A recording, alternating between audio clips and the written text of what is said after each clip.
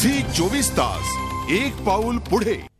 खेड परिसरात खासगी बसला झालेल्या भीषण अपघातामुळे या अपघाताची तीव्रता वाढली आहे। केवळ एवढंच नाही तर संपूर्ण महामार्गावर वाढतं अपघाताचं प्रमाणही आता सगळ्यांच्या निदर्शनास येते।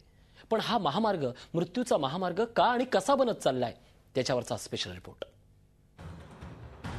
मुंबई गोवा महामार्ग क्रमांक 17 मुंबई आणि गोव्याला जोडणारा हा महामार्ग दररोज हजारो लहान मोठी वाहनं या महामार्गावरून जातात। पण गेल्या काही वर्षात हा अपघातांचा मार्ग बनत चाललाय। या महामार्गाची सुरुवात पनवेलच्या पळसप्यापासून होते। गोव्याला जोडणारा हा महामार्ग रायगड जिल्ह्यातून जातो। 150 किलोमीटरचं हे अंतर पास करण्यासाठी सरासरी 3 तासांचा कालावधी लागणं अपेक्षित आहे। पण रस्त्यावरचे खड्डे, अवघड वळणं या सगळ्यामुळे दिवसेंदिवस हा प्रवास जीवघेणा ठरू लागलाय। कर्नाळा, पेण, वडखळ, माणगाव, नागोठणे या ठिकाणी अपघाताच्या घटना वारंवार घडत आहेत। 1836 जणांचा मृत्यू, 3770 जण गंभीर जखमी, 4850 लोक किरकोळ जखमी। अपघात तसंच वाहतुकीची कोंडी टाळण्यासाठी प्रयत्न केले जात असल्याचा दावा पोलिसांकडून केला जातोय। मात्र अपघातात मृत्यू झालेल्यांची संख्या पाहता हा मृत्यूचा महामार्ग ठरू लागलाय।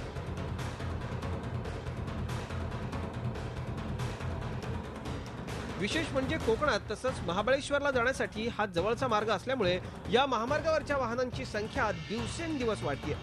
रोज जवळपास 10,000 वाहनं या रस्त्यावरून ये जा करतात। अवजड वाहनांचा या मार्गावर सतत राबता असल्यानं प्रवाशांना वाहतूक कोंडीचा सामना करावा लागतोय। हाच महामार्ग पुढे रत्नागिरी जिल्ह्यातून जातो। कशेडी घाट ते सावंतवाडी हे सुमारे 300 किलोमीटरचं अंतर आहे। या महामार्गावर कशेरी घाटात परशुराम भोसते, कामथे, ओणी, इन्सुली या ठिकाणी अत्यंत धोका आहे।